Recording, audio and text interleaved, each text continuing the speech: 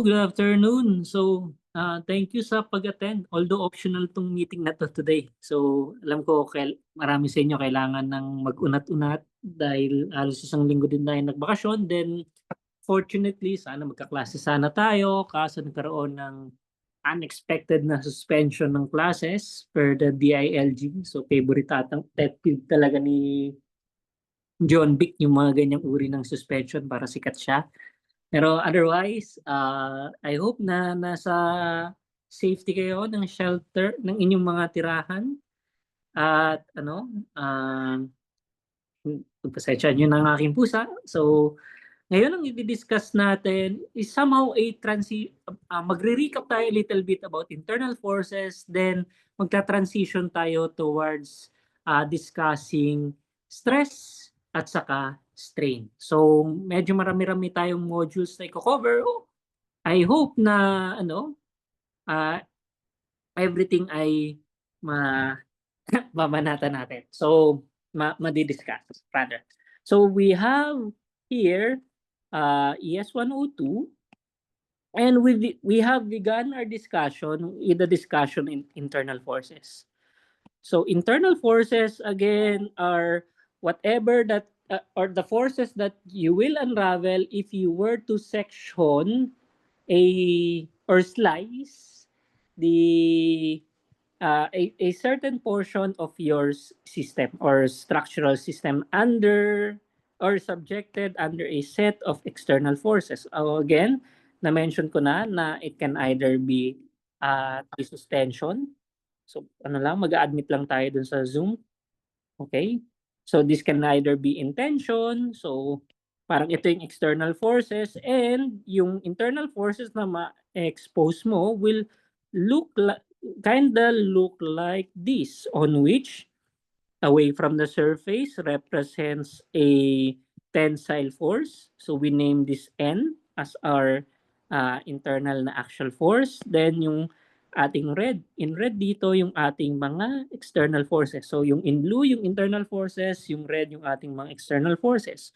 So what happens is that this is in equilibrium and this is also in equilibrium. So that is the notion if you were to combine Newton's second law with Newton's third law. So if ito yung ating internal forces na na-expose, if we were to cut this plane, somehow na papakita din natin kung ano yung magiging convention. So this represents a member, a truss member subjected under tension. Then halimbawa naman, under compression naman, so you will expect na parang ini-squeeze mo yung member. So it will look like this, you're forcing na merong pa ganito. And ano naman to, in equilibrium naman yung ating system, nagkokontrahan yung ating dalawang external forces. And if in-expose natin yung internal forces at that segment, kung saan natin siya hinati, what we will get again are yung internal forces. Pero this time, yung internal forces na makukuha natin, if in compression siya, towards the surface yung direction.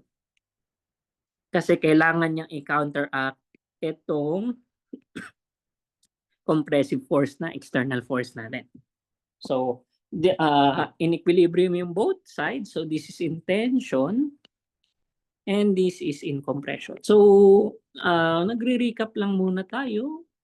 Pero kapit lang, darating din tayo dun sa ating main topic for today.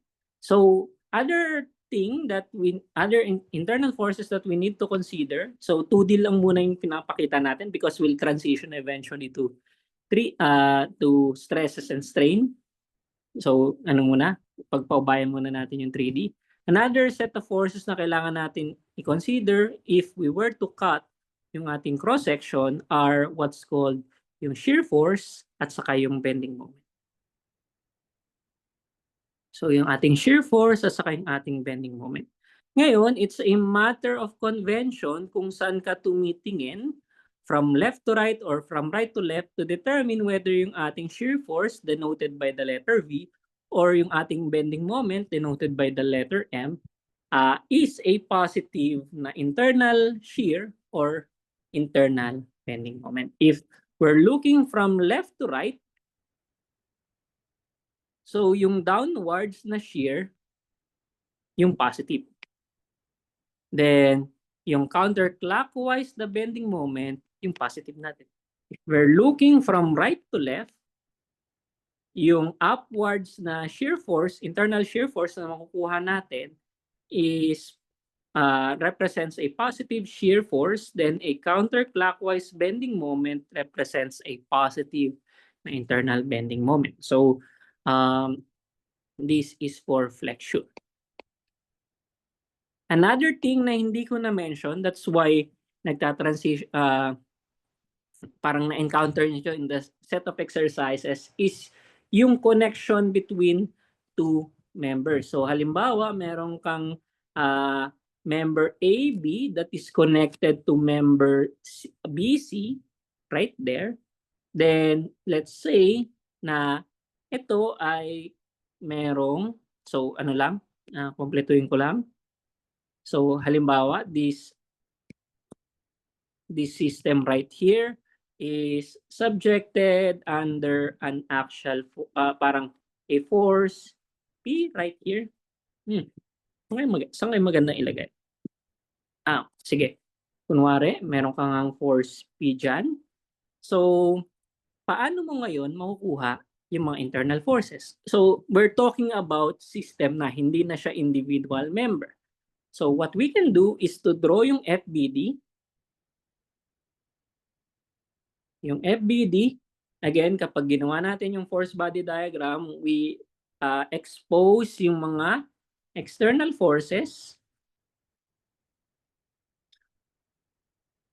na yung mga reaction forces acting as external forces para ma-restrain mo yung point na yon to depende dun sa conditions ng restraint. Kapag pin, hindi mo inaalaw yung movement. So hindi mo siya inaalaw mag-move along X and along Y.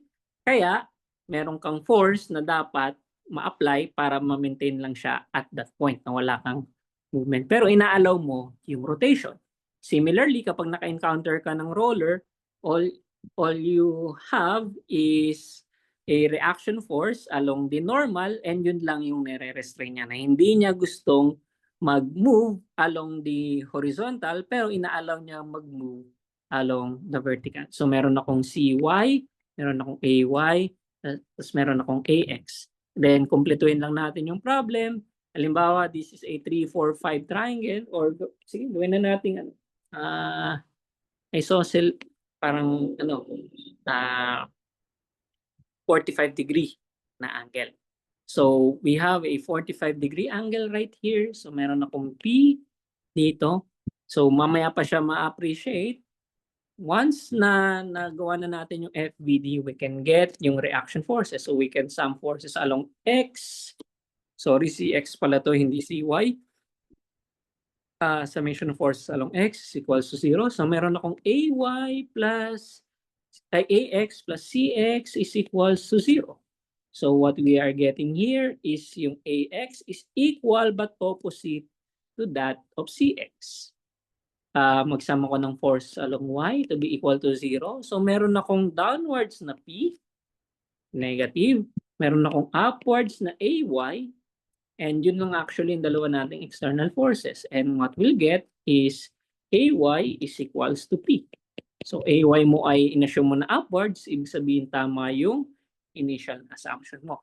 Mag-sum ka ng moment, siguro mas maganda at point A is equals to 0. Then siguro ilagay na din natin yung mga moment, yung mga coordinates ito. So halimbawa, this is 4 meters. Ilagay ko na nga na 4 and 4. So this is 4 meters. So meron ako na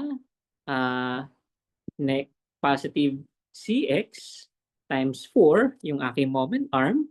Tapos meron pa ako na nagka-cause naman ng clockwise tong si P with respect to point A. So meron akong minus P. Then yung moment arm ko again is 4 meters is equals to 0. So CX is equals to P. Then AX and therefore is equals to negative P. So yung AX ko ay pabaliktad yung direction in reality.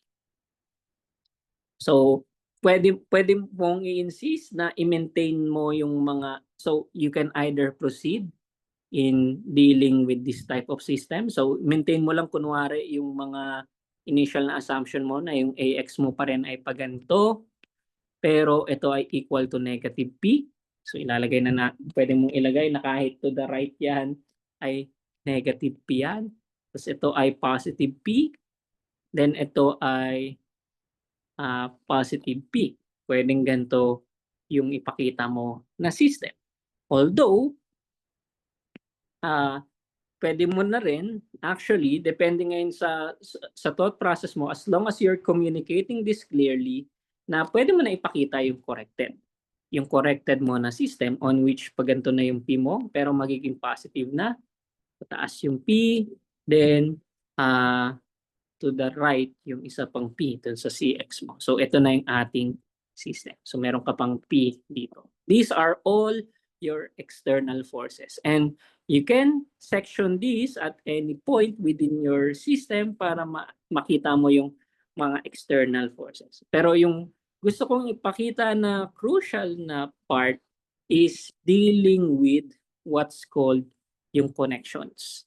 Yung connection dito, connection is at point B that connects member AB to member BC. So yun yung dalawang pinagko-connect. So meron kang AB dito, tapos meron kang BC dito.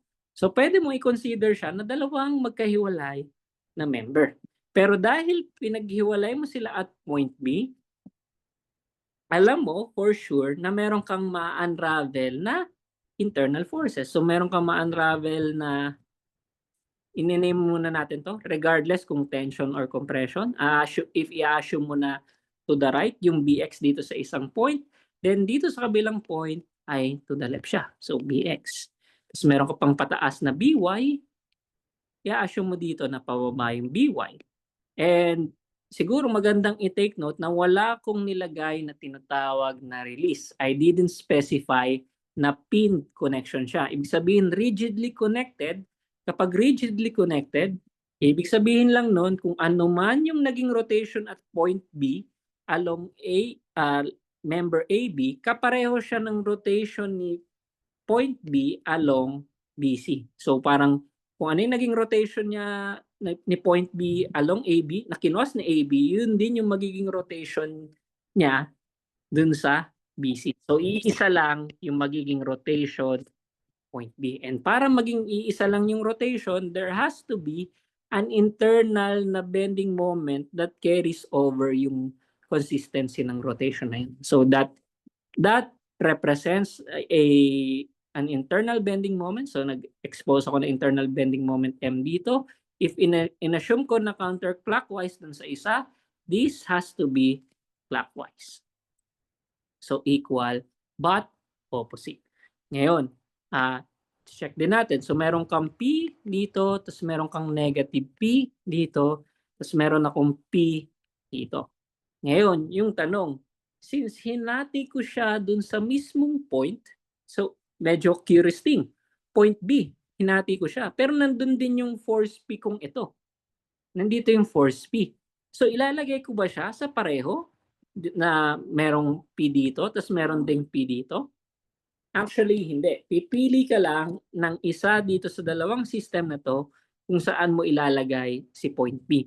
Kahit saan mo ilagay yan, as long as isa lang yung pinaglagyan mo, tama yung mangyayari. So, pwedeng nandito, yung may additional ka pa na P, pwedeng yan yung first option mo, or yung isang mo pang option ay dito ilagay si point P kay system 1.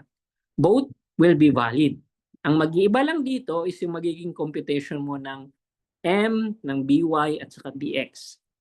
For example, itong first system yung ginawa natin na may downwards ka na P.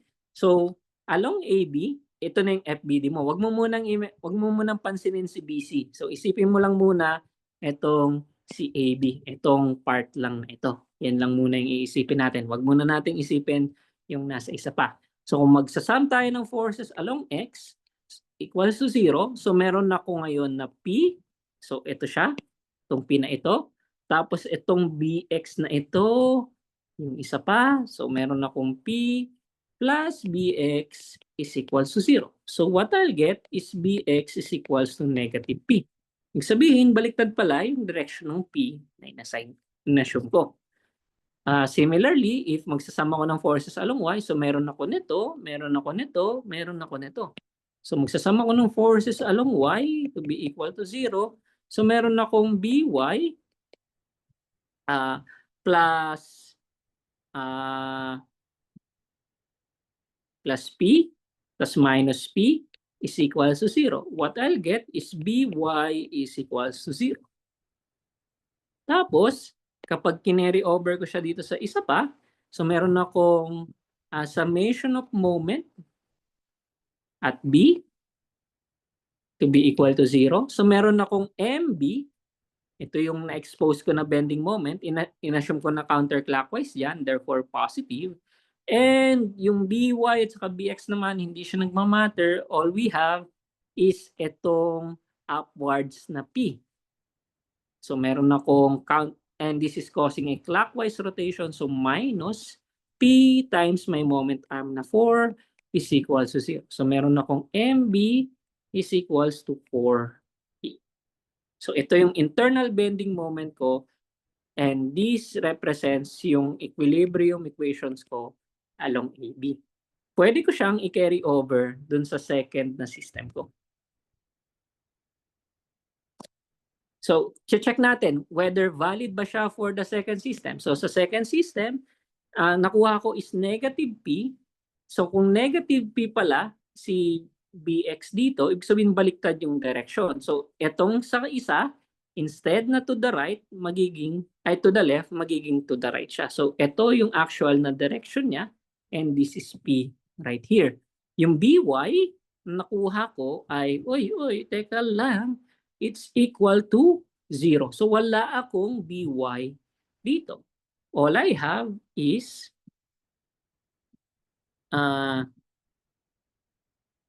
teka. Oo nga pala, teka. Buti na lang, nakita ko. Itong P dito, pabaliktad pala yung direction, pag ganito. So, makukuha ko dito is positive P, and ito ay babaliktad. So, to the left, yung direction nito. So, apologies. So, meron akong P dyan. Tapos, yung nakuha ko na M is 4P right here. So, meron akong 4P, and ito ay magiging clockwise. So, clockwise na 4P. Meron ako dyan. Tapos, meron pa akong external force na P applied at point P. And i-check ko lang. So, pag check ko, meron akong summation of forces along Y na equal to 0 na. So, dalawa na lang kailangan ko i-check. Summation of forces along X equals to 0. So, meron akong P galing dito, positive P. So, meron akong negative P na galing dito. So, meron akong minus P is equals to 0. So, nasundan yung equilibrium equations. Wala tayong problema. Mag-sum tayo ng moment at siguro point B to be equal to 0. So, all we have is a negative 4P kasi ito siya. Ang assumption natin pala rito is counterclockwise positive. So, ito gives us negative bending moment. This is causing a counterclockwise rotation, and it has a moment arm of 4. So, meron akong plus 4P is equals to 0. So, magka-cancel out lang din siya. So, similarly, the same notion will apply dun sa ating connection between members. So, hindi lang siya along the member, pwede rin siyang may internal forces ka rin na ma-unravel with respect to the connection. Ang kaibahan lang is dito hindi tayo nagsispecify kung shear force ba siya, kung bending mo, kung normal force ba siya, parang tinitake lang natin as is along the orthogonal yung mga internal forces na na-unravel natin. And that leads us actually to the second portion ng problem, second portion ng analysis. What if hindi na siya rigid na connection? So, halimbawa, it's the same member, pero ang gagawin ko is I introduce a pin connection at point B. This is point A, this is point B. What I'll do here is pin connected siya. Tapos at point, so ano lang naman, same dimensions. Tapos at point C, pin connected din siya. Then this time, I apply a force P right here. How will I then analyze itong system ko? Yun yung magiging tanong. So, yung analysis nito, kapag ginawa natin yung force body diagram, so force body diagram, meron tayo ito. Meron tayo nito, P right here. Then, meron ka pang AX, AY, CY, and CX. Dumami na yung ating mga forces. Pero apparently, it may seem to us na apat yung unknown, tatlo lang yung equations na available. Ngayon, what we can do is actually break this down into two na system. So yung system na isa will involve member AB. So ito yung ating member AB. What we'll have is AY, AX. Tapos we decide for ourselves kung saan natin ilalagay si point P, si force P. Siguro for the sake of counter example nung sa kanina, kasi in-explore lang natin yung first na scenario, try na natin na nasa BC yung external moment. So walang external moment dun sa una natin. Ngayon, ang matitira na lang is if binali nga natin si point B, take note that this is pin connection. Unlike rigid connection, it allows differences in rotation. So wala siyang tina-transfer na rotation at all. So if you have a pin connection, you only have two internal forces na may expose. So meron ka lang BX, meron kang BY, wala kang bending moment kasi hindi naman niya fina-force na same yung manner ng rotation ni point B along AB dun sa point B along BC. So wala kang internal bending moment. Tapos meron pa tayo na second system. So meron akong CX, CY, meron akong P dito. Tapos yung BY ko dito, gagawin ko lang equal but opposite, so magiging downward siya. Tapos yung aking BX ay magiging to the left. So meron akong BX na to the left. So what will happen here?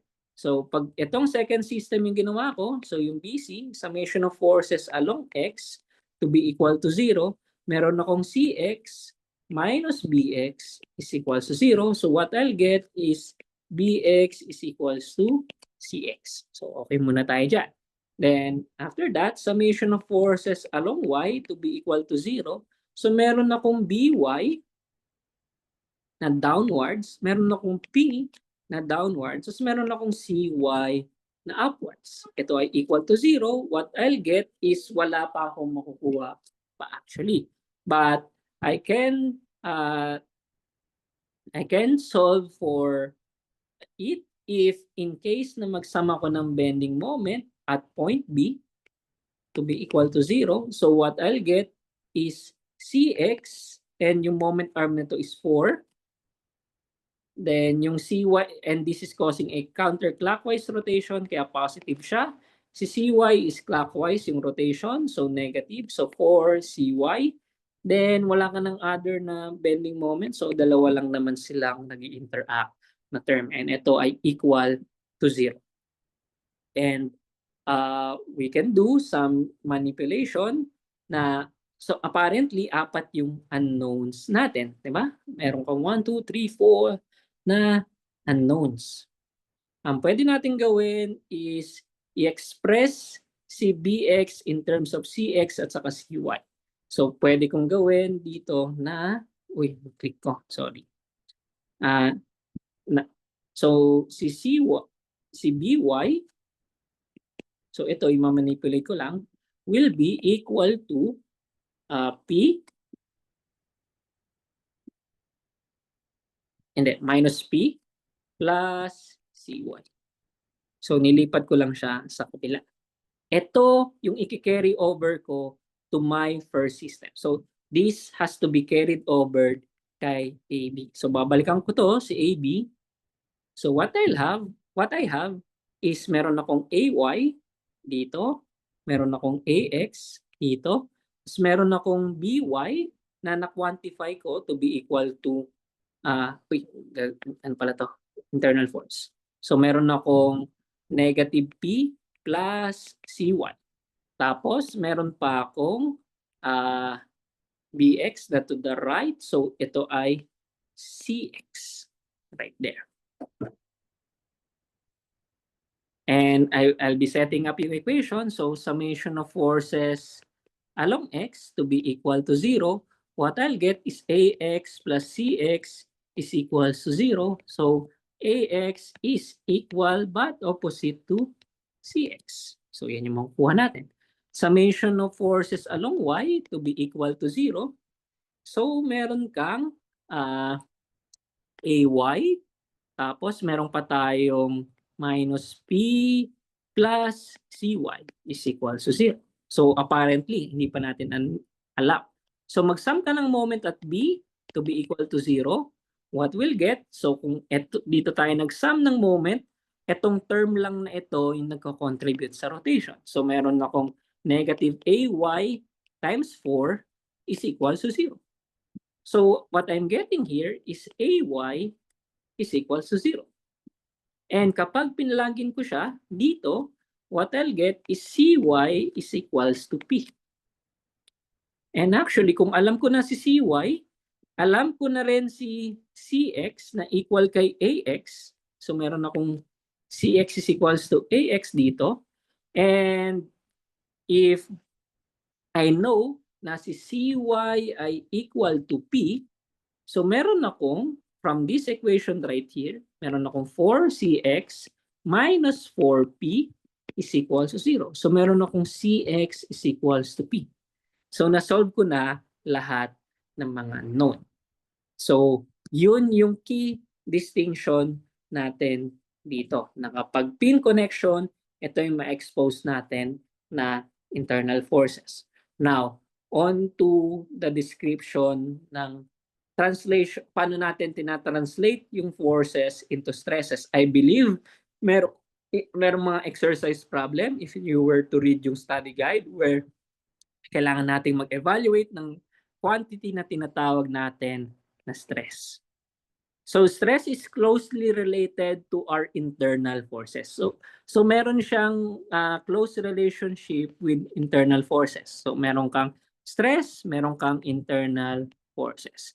So yung internal forces na yun ay mare-represent within a cross-section by stresses acting upon it. So parang meron kang equivalent na system. What do I mean by that? Na if, for example, this is your cross-section, then meron kang na-evaluate na axial force. So instead na line member, ginawa na natin siya na na solid na member. So merong from our cutting plane right here, meron kang na-expose na internal na axial force.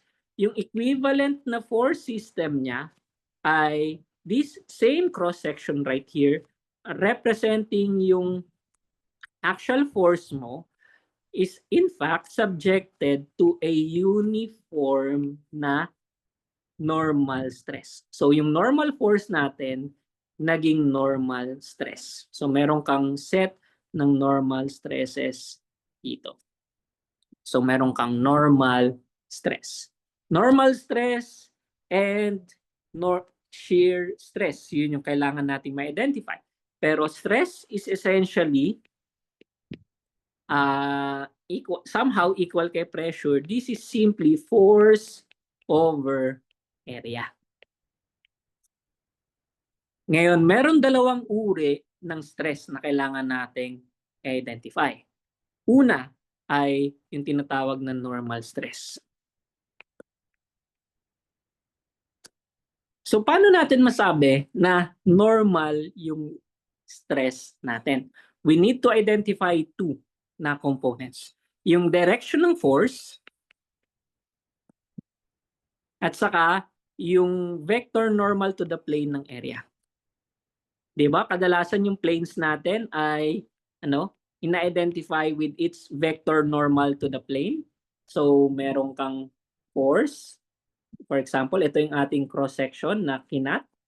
Tapos meron kang na-expose na force right here. Ito yung so ini-name na natin ng N. Ay sige, i-name na natin muna pala siya na P. Muna natin siyang i-preempt, bigyan ng ideation. Then, at the same plane, nag-identify tayo ng vector normal to the plane. So, ito from our vector mechanics. So, kaya na natin mag-identify ng vector normal to the plane. Bibigyan tayo ng 3 points. So, meron kang vector normal to the plane. So, kadalasan represented by n hat. So, to say na normal stress siya, yung direction ng force of the force is equal or opposite to is the same as with the vector normal to the plane.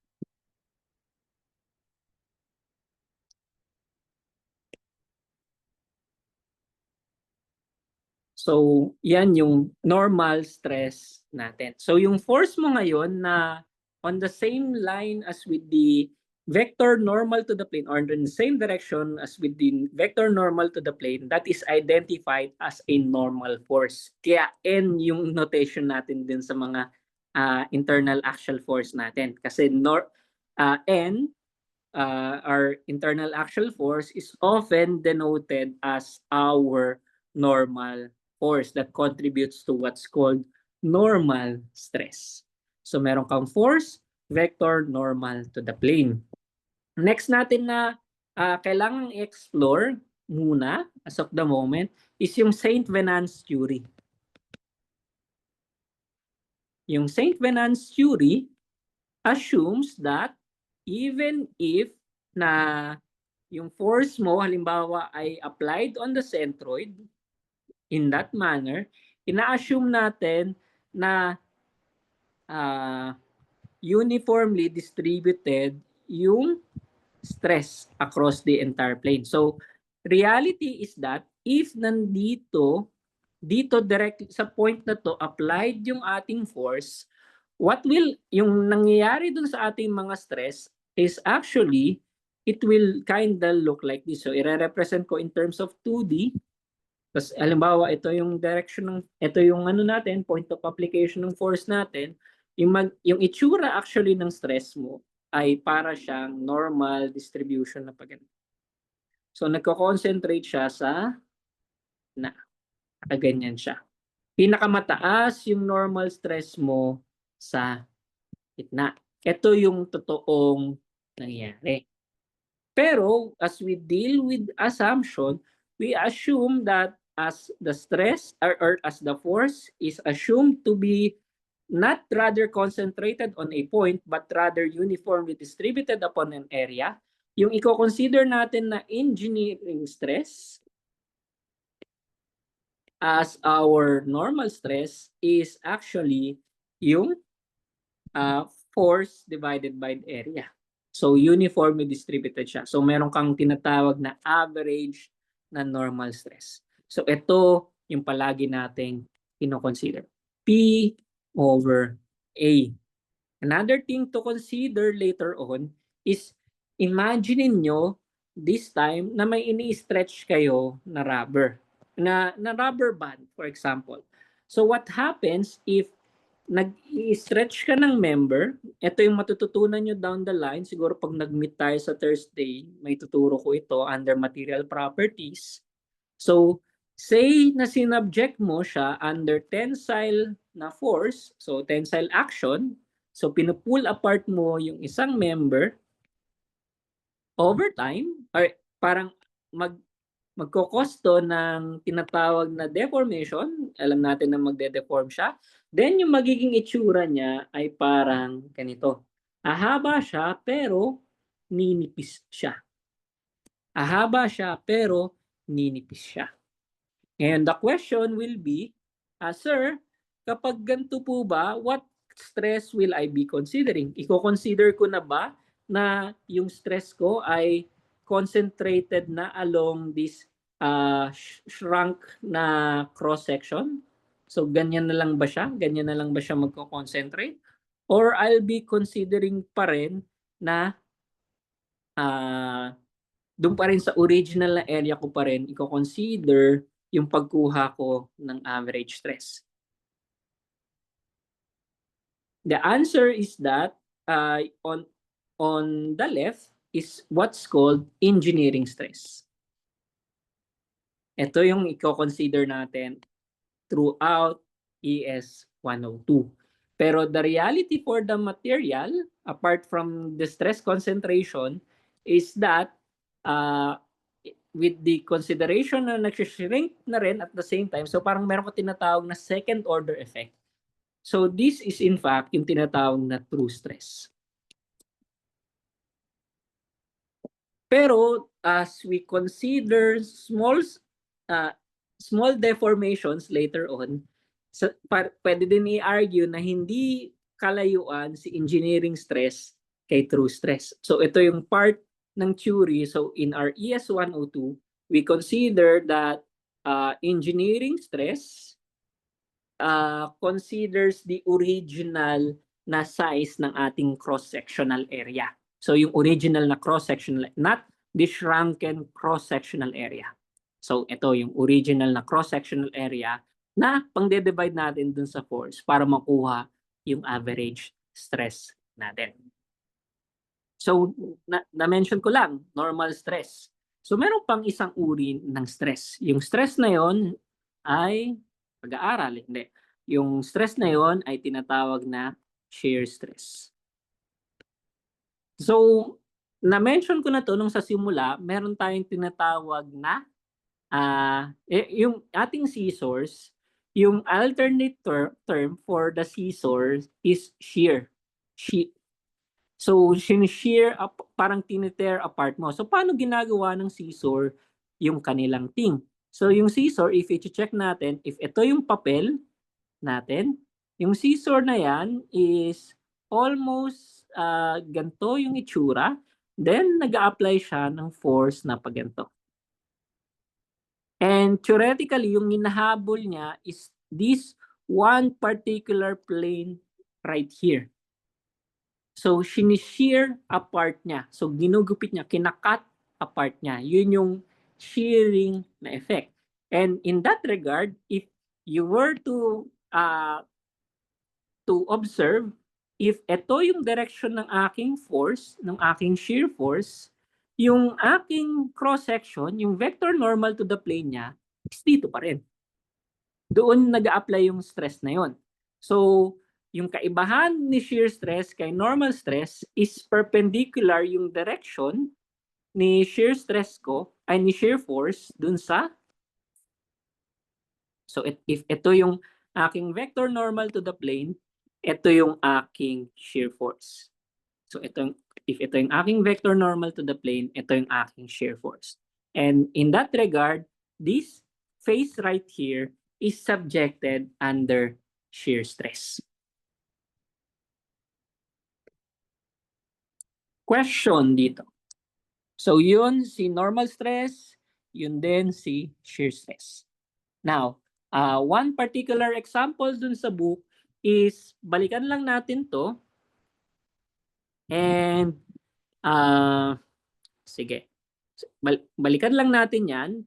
Meron tayong particular na example na, I believe this is a practice problem. And try ko lang muna i-restate ito. So meron akong straight na member right here that is subjected to a uniformly distributed na load. And siguro gagawin kong English units. English units muna tayo. So 2 kip per feet. Assume lang naman yan. So hindi siya katulad ng sa practice problem. So nire-replicate ko lang siya. Then it's pin connected. So meron kang pin, so this is point A, this is point B. So siya ay pin connected by a quarter circular na bar right here. So meron kang quarter circular na bar. And it's pin connected naman at point C right here. So, 'di ba, ang tinatanong dito is ano yung mga internal force na mararanasan across. Pero in particular, halimbawa daw si member AB at saka si member AC is connected by a what's called a lap joint. So kung titingnan ko from above, ganito yung itsura niya. So meron ako, eto si member AB, tapos si member BC ay parang nakaganto siya, nakabit. Then meron kang bolt na connection. So parang para magawa mo yung pin na connection. So bolted connection siya na ganito.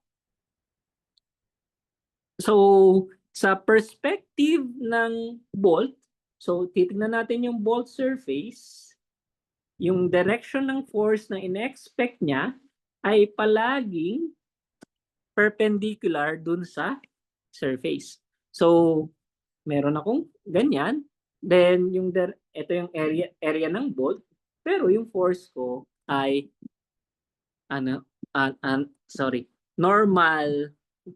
normal dun sa direction ng normal to the plane niya.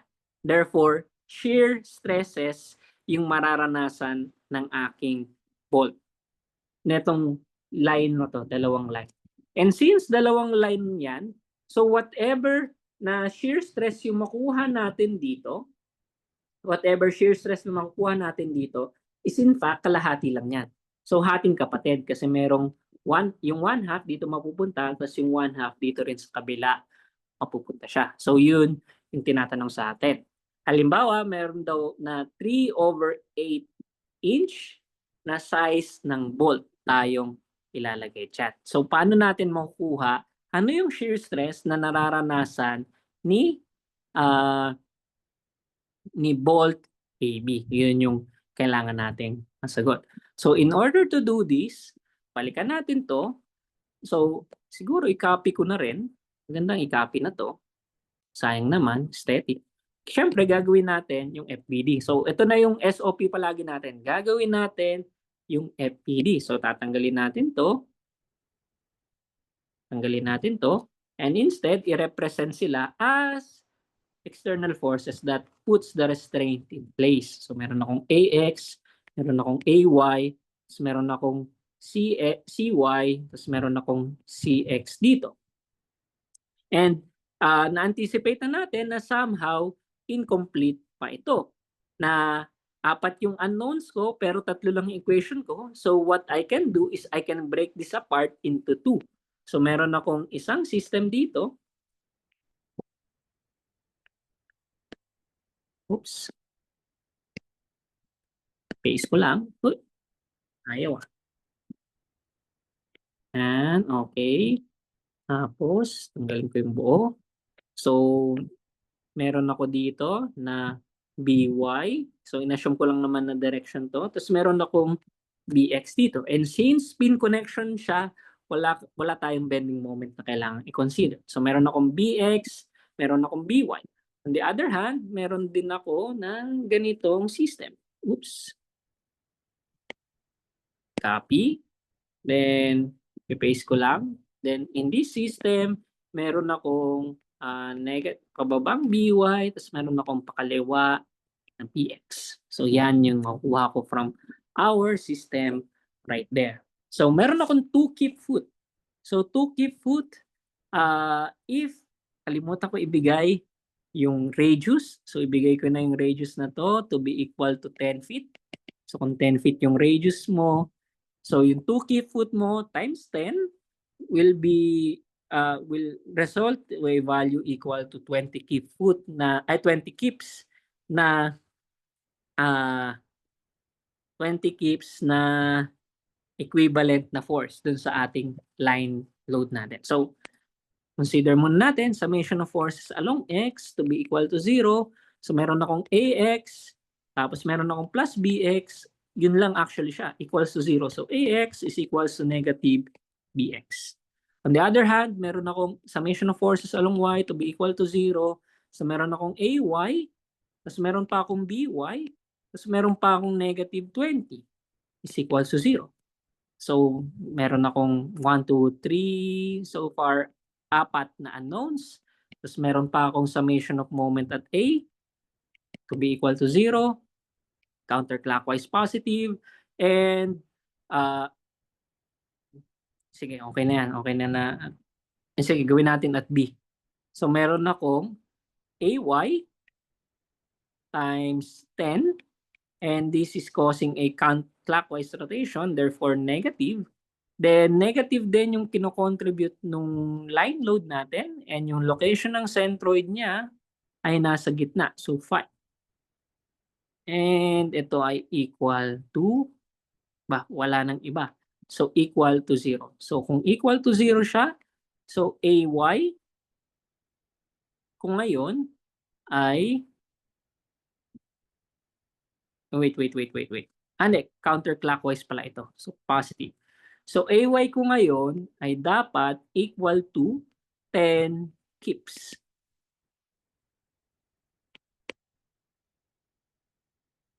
So 100 divided by 10 is 10 kips.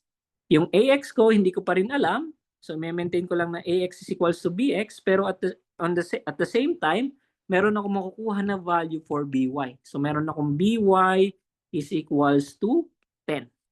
10 kips. So pwede ko nang i-overwrite to na this is in fact equal to negative ax. So may-maintain ko lang na negative ax siya. Then ito, papalitan ko lang ng 10. So meron akong 10 kips dito. 10 kips. Then ito ay negative ax. So pwede naman natin na sa dulo na i-correct. So meron akong summation of forces along x to be equal to 0. So meron akong cx. Tapos meron din akong eventually, sige, pakita ko muna. So from the vector niya, negative siya, pero yung magnitude niya is negative ax is equals to 0. So meron din ako summation of forces along y na tinatarget natin na maging equal to 0. So meron akong negative 10. So meron akong plus cy is equals to 0. So meron akong cy is equals to 10 kips. Then lastly, meron akong summation of moment. So pwede akong mag-sum ng moment at b to be equal to 0. So meron akong cx. Ay, wala na palang. Oh, yeah. Cx times yung moment arm niya. So yung Cx kung ito is with respect to point B, which is this one right here, this is causing a counterclockwise rotation. Therefore, positive siya. So 10 times Cx. Tapos, si Cy naman is causing a clockwise rotation. Kaya negative siya. So meron akong minus 10 Cy is equal to 0. Pero na-determine ko na si Cy ay equal to 10 kips. So makukuha ko na Cx is equals to 10 kips right here. And in extension, from here, makukuha ko na Cx is equals to negative Ax. And therefore, si Ax makukuha ko to be equal to negative 10 kips. So nakuha ko na lahat ng mga external forces and even yung mga internal forces natin. Yung internal forces natin, sorry, B pala to, hindi C. So palitan natin lahat to. This is B, this is, pinalitan ko na pala, okay. So yung ating Bx ngayon ay 10 saka 10. So meron akong, so sa perspective ni point B, so kailangan ko na ipakita, sa perspective ni point B, so meron siyang 10 kips na paganto, then 10 kips na paganto. So meron akong 10 and 10. And since very absolute lang yung kailangan natin makuha, kailangan lang natin kunin yung vector sum niya. So this will translate to na parang ganito yung direction. And this is 10 square root of 2 kips. Yun yung, ito, essentially, yung shear force na nararanasan at point B. And at point B, again, balikan natin itong mga bolts natin. So, yung bolt natin ay meron kanyan. Tapos, meron kang force, shear force na equal to 10 square root of 2. I-highlight ko lang na ito yung vector normal to the plane niya to represent that this is in fact a shear stress. And since ating kapatid, kalimutan ko yung over 2. So meron akong shear force na 5 square root of 2. Meron akong cross-sectional area which I can obtain if meron akong 3/8 inch. So pi over 4. Kasi yung 3/8 inch is yung diameter. So kaya pi over 4 siya. So 3/8 squared. So meron akong 9 pi over 256 inches squared. And to get yung shear stress, yung notation natin for shear stress is tau. Yung ating shear stress, we simply have to divide yung ating shear force by the cross-sectional area. So meron tayong 5 square root of 2 divided by 9 pi over 256. And further dealing with this, we get yung 256 natin ay magiging 1 to 80. 1 to 80 square root of 2 over 9 pi. So ito yung ating magiging shear stress. And ito ay kip per square inch or KSI. So yun yung sample na exercise. So meron kang normal force, meron kang shear force, meron kang normal stress, and meron kang shear stress. As of now, I hope na may questions kayo. Please do share kung may question tayo. May question ba? Nakikinig ba? Taas ang kamay ng mga nakikinig pa. Don't worry, recorded naman to. So pwede naman nating balikan to mamaya. And pwede na din nating i-share sa mga classmates natin. Pero syempre, ang magiging advantage nga ng ganitong meeting is kung meron kayong question on the spot, pwede nyo siyang i-raise up. Pwedeng mag-unmute or pwedeng i-chat na lang kung nahihiya tayo. So, okay sa atin yung normal stress at saka yung shear stress? Taas ang kamay ulit. Thumbs up ulit. Okay ba sa atin? Normal stress at saka shear stress? 7, 8, 9, bang 10 tayo. So, ayun. So, okay. So, okay naman so far. Now, we proceed dun sa tinatawag na strain.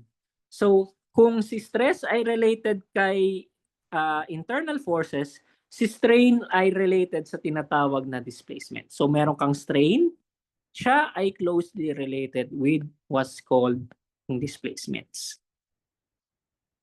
Yung displacement natin is movement from one point to another point. Parang ganun yung nangyayari sa atin. Pero how will it be interpreted by the material, yung displacement na yon? Kaya ito yung dahilan bakit tayo nagsosolve ng tinatawag na strain.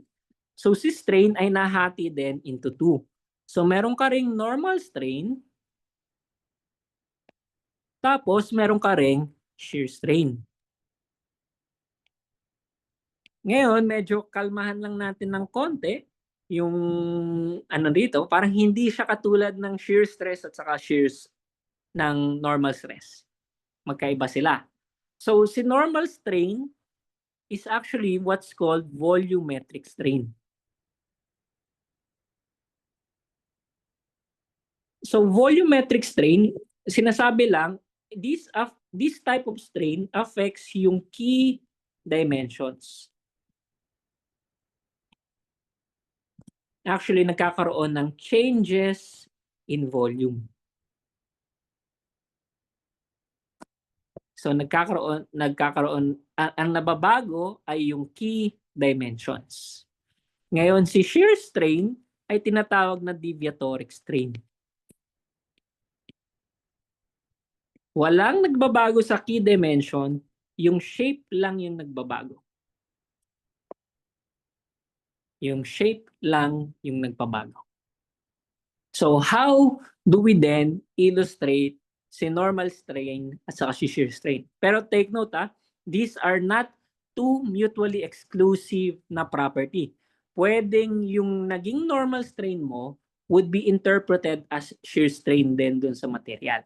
Later on, explain natin over some key example.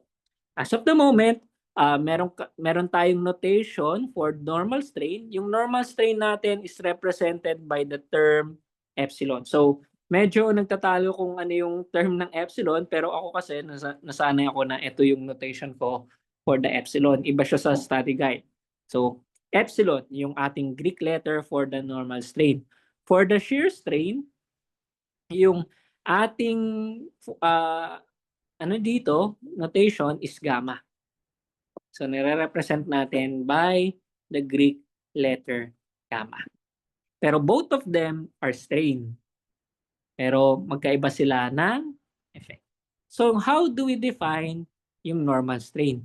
Si normal strain is mainly related dun sa magiging changes in length. Ito ay related sa change in length.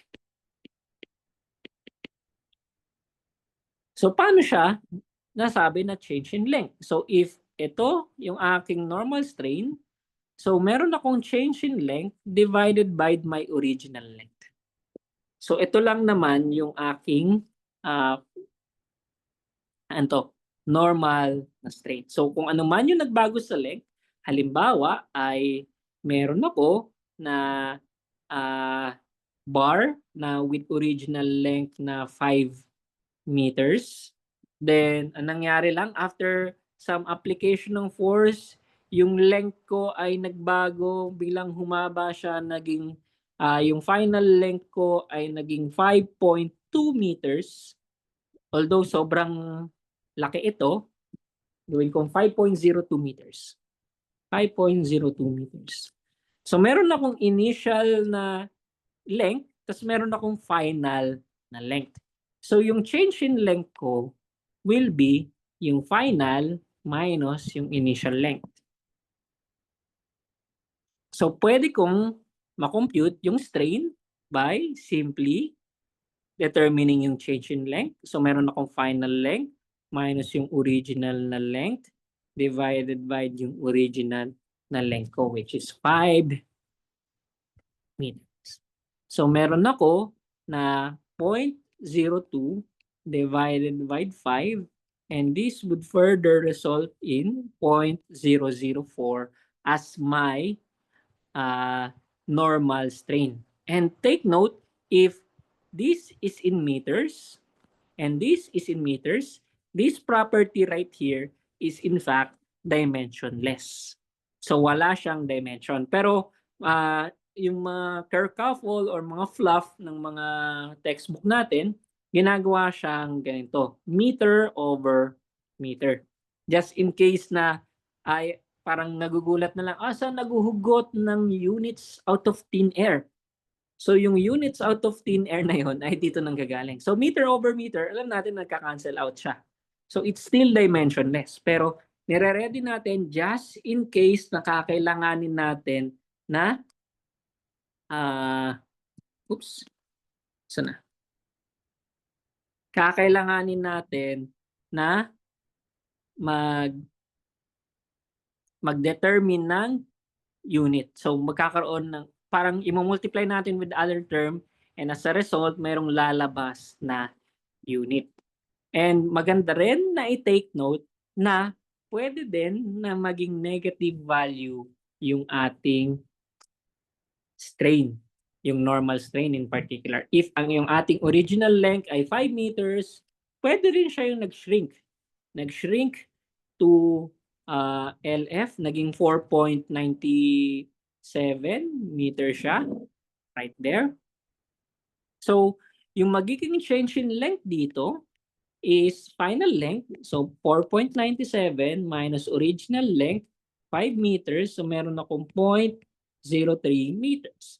And therefore, yung aking strain na compute, if dinivide ko yung change in length with my original length, meron akong 0.006 negative na value. So, kailangan mo i-carry over yung negative na sign.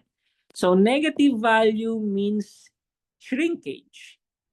Positive value means expansion. So, ito, nag-expand siya, nag-elongate siya by 0.2 meters, and therefore, yung katumbas niya na strain is ito, 4 times 10 raised to negative 3.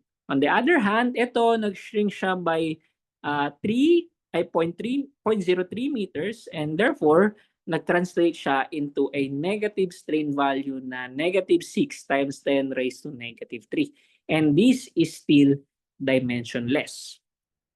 So it's simple as that, yung definition natin ng strain. Ngayon, meron tayong key na distinction dito. So yung delta L na ito, we take note our delta L, kadalasan ginagawa na lang natin siyang delta dito. Yung delta na ito, yung ating tinatawag na deformation. Nina-note din natin siya as deformation. Magagamit natin siya later on. Or delta or U, depende kung ano yung trip natin na notation. So, yung delta L na to, yung change in length na ito is what's called deformation. And marirevisit natin ito in the future lecture. Pero as of the moment, consider muna natin na change in length. Pero pwede rin natin sabihin na yung strain is deformation over length. Or strain is equals to deformation, change in length over original length. So that is normal strain. Pag pinag-usapan naman natin yung shear strain, it's all about the change in direction. Change in direction. So, nangyari is if ito yung ating original na orientation ng member, so meron kang original na orientation, right there, halimbawa, and that makes an angle something na, halimbawa, 90 degrees. Sample lang, 90 degrees. Meron kang ganyan. Then, after na nagkaroon siya ng shear strain, that same cross-section will look like this. Parang magiging ano siya, parang kapag nasakyan natin ay monumento, pero kung gusto natin ay pa-Fairview, so nasa rhombus tayo. So nasa rhombus. Yan, naging rhombus yung shape natin. So, it still feature the same na area.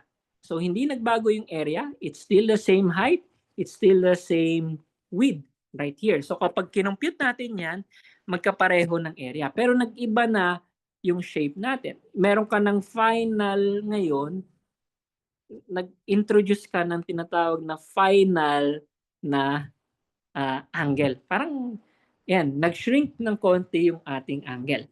And itong shear strain therefore is defined if nakapag-identify ako ng pi over 2 na angle dito, tapos biglang naging pi, ay naging theta na lang siya, so which is less than pi over 2. So yung naging shear strain na na-introduce ko is in fact pi over 2 minus theta. So ito yung ating shear strain. So medyo kailangan na nating mag-identify ng angle. So kailangan nating aralin ng konti yung ating mga trigonometry, yung ating mga geometry and so on. Kasi we'll be dealing with this. While at the same time, paano ba ito? In order to relate yung yung shear strain sa normal strain, we consider what's called yung small value approximation. So paano ba ito yung magiging recurring theme natin, and actually nag nagbe-bring ng convenience into our solution process. Kasi kapag nasa larger values na siya, medyo mamomroblema ka na. What do I mean by that? So again, kapag small value approximation, we consider very small values. Kaya napapansin nyo, dun sa mga solution process ko, nasa 10 raised to negative 3 yung order ng magnitude ko. Hindi ako nagde-deal with very large na value. Kasi magiging applicable itong following na to. Say, nagkaroon ka ng rotation. Halimbawa, you move from one point to another point. We have already defined this as our shear strain. Diba? Ito yung ating shear strain. And itong movement na ito, since it should observe the same na radial line, ang in-expect natin is it will move on some curve path right here. So parang curve path. So masusundan pa rin niya. So dapat this is still our gamma right here. R gamma, R theta, basta kung ano man yung central angle na yan. Pero our small value approximation follows that we can simply do this. Na ito yung kina-quantify natin. If the angle is very small, or our gamma right here is very small, so gawin natin as in infinitesimally small, etong in green ay magiging equal lang dun sa in black. So parang very close to the value nun. So magiging equal lang siya. Ito yung mumuhian na yung sin theta when sin of x, if x is close to 0, ma-approximate mo na siya as x. Ganun din dito. Na instead na isipin mo siya as a radial line, we can then imagine this instead na yung line na ito, instead na in curve na line yung direction ng movement or ng displacement, pwede mo i-consider na kunwari ay straight line siya over very small values. Mas ma-explain ko ito kapag syempre face-to-face kasi medyo kailangan ng konting props at saka kinesthetics dito para mapakita yung small value approximation, and marami-rami pang example. Now, on to relating yung shear strain dun sa yung shear strain dun sa normal strain.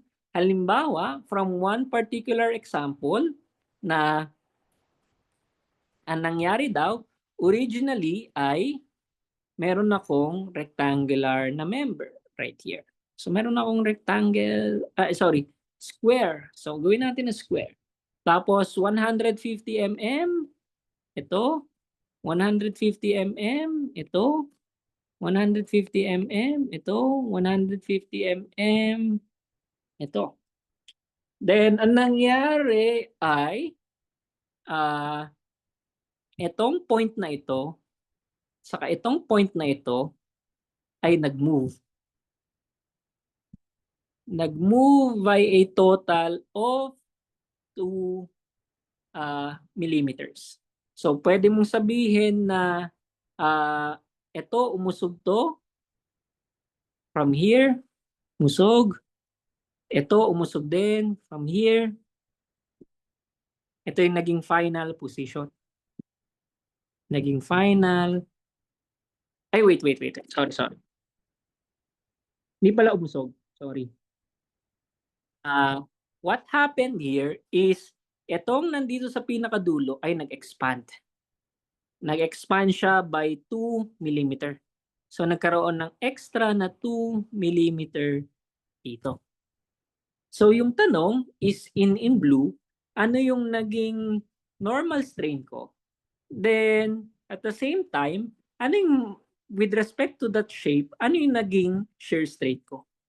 So, saying na yung in blue ay nag-expand by 2 millimeters, again, yung aking normal strain dito will simply be equal to yung magiging change in length na identify ko na 2 mm ito.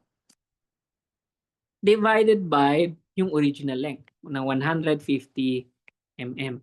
So, meron akong 1/75 mm over mm as my normal strain. Itong normal strain na ito is only endemic dito sa line or sa segment na along sa blue.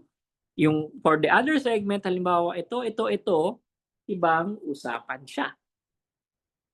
So now, yung nangyari is that sa aking cross-section ay nag-expand daw siya by 2 mm. And pwede kong sabihin na yung 2 mm kong ito ay tag-1 sila rito. So meron kang 1 dito, tapos meron kang 1 dito. So meron akong new na shape na ito. So nagbago yung aking shape. Oops. So pwede kong sabihin na para equal yung yung naging effect ng strain niya for both points right there and right there. So nag-expand ako dito. So nag-expand siya by that much. Yung tanong is ano yung naging shear strain ko. So ang pwede kong approach dito is pwede naman nating i-direct, medyo gawing diretso ito. Pero pwede na rin natin gawin yung small value approximation. So yung small value approximation ko is if meron akong gamma right there, tapos ito ay actually delta yan. So yung gamma, minultiply ko siya sa R, ito yung aking naging displacement. So yung change in length over 2 from earlier. So hinati ko lang na tag 1 and 1 sa kabila. So yung R ko, yung radial line ko is yung 150 ml. 150 mm. So meron akong 1/2. Ay sorry. Naging this is 1. So this is 1 mm. Tapos meron akong 150 mm dito. Tapos meron akong gamma rito. And gagawin ko lang ay i-divide ko lang si 1 by 150. Ito na yung aking shear strain. And again, this is dimensionless and actually this is expressed in terms of rad. Then yung magiging final na angle ko, kung jajambulin ko lang yung sa kanina, is kung meron akong pi over 2 dito, gagawin ko lang is ipa-plus ko lang siya, ay ima-minus ko siya. Wait lang ha. Pakabila. So gagawin nating minus. Negative ito. So meron akong minus gamma dito. So kung meron akong pi over 2 minus 1 over 150 or magiging eventually plus 1 over 150, yung magiging final na gamma ko will be equal to that value. So meron akong medyo dumugo ito Okay. So meron akong 75 plus pi over 150. So ito yung aking magiging final na angle. So yun yung relationship ko between finite strain at saka normal strain at saka shear strain. So yun, question. Sige. Sir, in radians po ba yung shear strain? Yes, in radians. Kasi angle yung shear strain natin. Yung change in orientation. So in terms of angle siya. Any other question? Sige, balikan natin.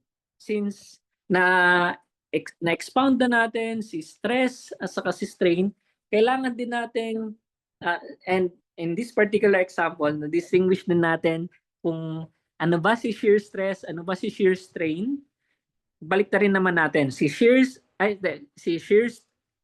normal stress at saka si normal strain, gawin din natin yung kapareho. Yung mutually exclusive ba si normal stress at saka si shear stress? The answer in fact is no, na pwede silang nag-occur simultaneous as part ng action, parang a single action. What is that particular example?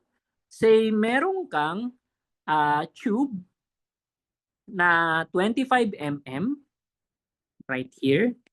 Then nakapatong siya over a sige, gawin natin na 75 mm diameter. So, i-highlight ko to in blue. So, ito yung pinagpapatungan niya. Then, itong isa ay ganito. Yan. And suppose na itong 75 mm ko ay naka-rest upon this, na parang may butas sa gitna. Yan.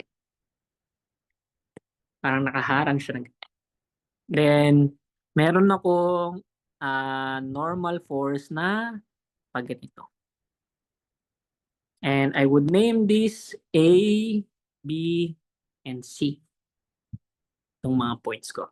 And looking from above, it will look like this, na meron akong 150 mm, ay 75 mm na diameter, tapos meron akong 25 mm na diameter dito sa gitna. So ito yung nasa gitna, tapos ito yung nasa baba. Ito yung nasa taas, ito yung nasa baba. So para siyang para siyang donut lang. So yan. So yung pwedeng maging tanong dito, ano yung normal stress, ano yung shear stress na nararanasan. So imaginein natin na if we treat this as a system, we would be imagining na yung sige, na across different segments. So halimbawa, nag-cut ako dito, ang makukuha ko is an internal na compressive force. So para ma-counteract siya, na N is equals to P. Similarly, kung titignan ko naman from the base, ito, since nire-restrain siya ng base, I would expect na in its entirety, kailangan niyang kontrahen by P. Pero take note that not all of the base is, how do I put this? Hindi lahat nung sa base ay kasama nung restraint. So meron kang siwang dito sa gitna. Ito is not causing any na actual stress dito. Wala kang siyang binibigay na normal stress para ma-counteract yung pagbaba niya. So wala yung nandun sa gitna. So if we check further,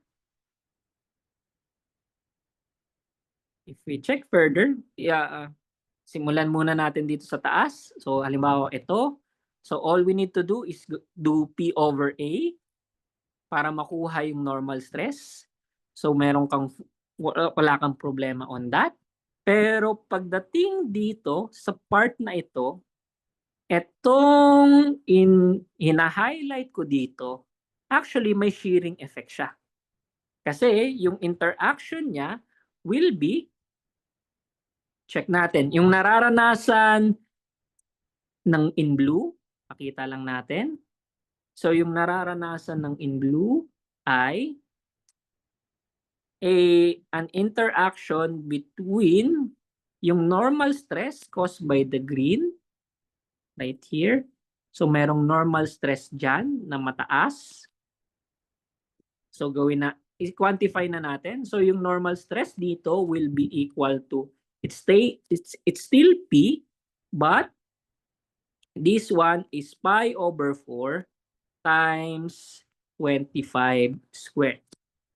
So dahil mas maliit yung area, mas maliit yung denominator ko, mas mataas ngayon yung aking force. Sige. Ano muna natin? Balikan muna natin yan.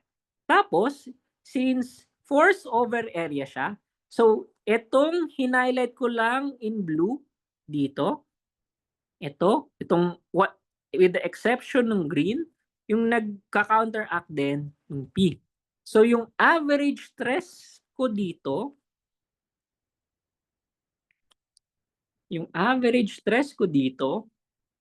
will be equal to P divided by pi over 4. So yung total area nitong blue, yung minus yung area in green. So meron akong 75 squared minus 25 squared. So ito yung aking normal stress dito sa baba, saka yung nasa taas. Ngayon, to put this in equilibrium, there must exist shear stress dito. So meron ka dapat shear stress dito. And in fact, totoo naman na if titignan natin yung perimeter along dun sa green, so this one right here, perimeter niya times yung depth, right here, yung thickness. So total perimeter times thickness, ito yung ating shear na area. So mas mabuti na i-draw siya in 3D.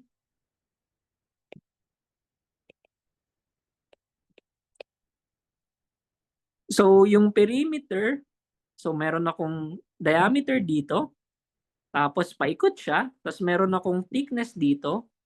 Yan yung total na area na subjected under shear. So yung aking shear stress will be equal to P. Kasi again, yung direction ng vector normal to the plane nito ay perpendicular dun sa direction ng force, kaya shear stress siya. So meron akong P over, yung perimeter ko is defined as,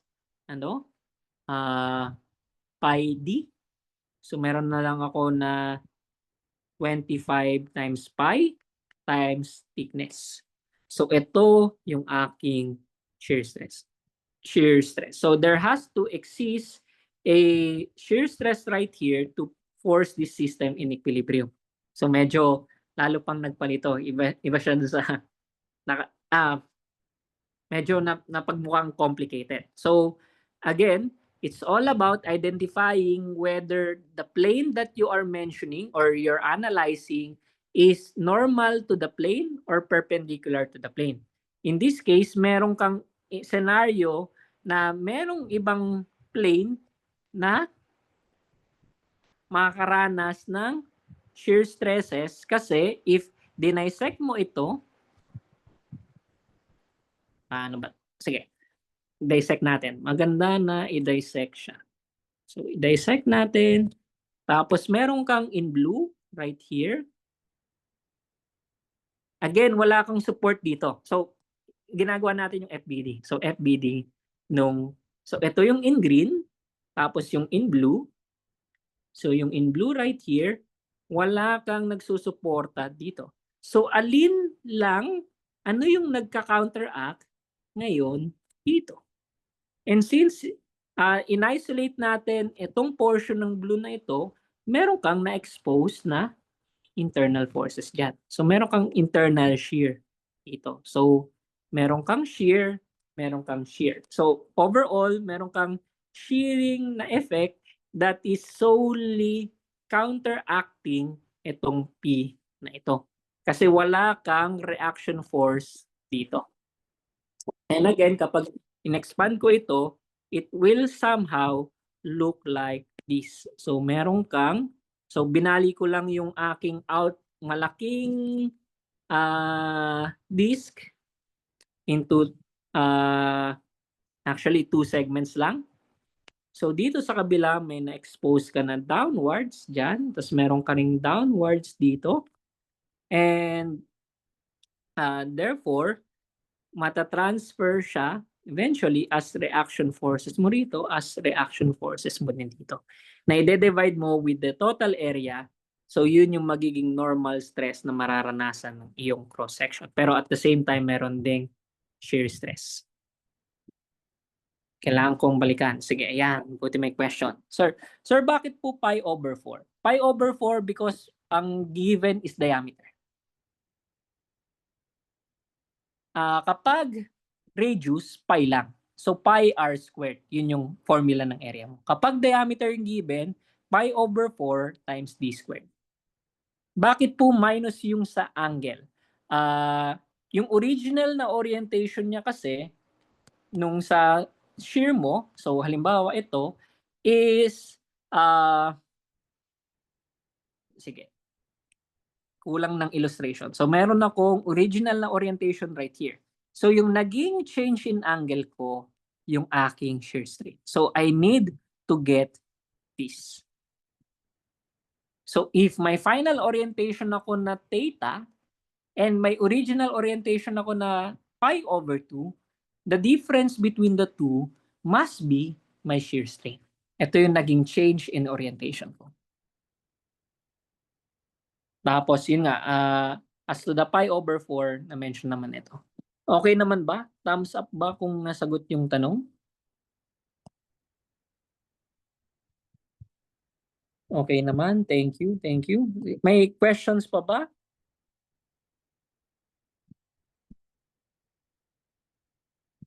Wala pa naman. Mukhang if-flesh out natin to further sa meeting natin, sa next meeting natin, along with the discussion of material properties. So, paano mo ngayon i-relate si stress sa kaka-strain? Kindly expect, pero ayun nga, down pa din yung uvle, tama ba? Paki-confirm. Down pa din ba? Thumbs up if yes. O nakabalik na si uvle? Nakabalik na, buhay na. Okay. Sige, I'll be uploading sa Uvle yung ipapa-advance ko na quiz sa inyo pagdating sa Thursday, sa next meeting natin. So buhay na yung Uvle. So yehey to some and malungkot na yung iba dahil balik na sa trap. Pero kami masaya na rin kasi maasikaso na rin namin yung mga Uvle page. So goodbye sa pagsisend via email. Pero again, ano na lang, feel free to ask pa din. And I'll be posting naman yung recording nitong ating meeting. So, thank you all for attending today's meeting. So, I hope nabigyan kayo ng brief overview dun sa sa ating stress at saka strain. We deal with some example. I'll try to post some more examples para lang makuha nyo kung paano ba yung gist ng solution process on how to analyze these types of problems. Next meeting. Lahat yan ay next meeting. So kita-kits tayo this Thursday. So thank you all for attending.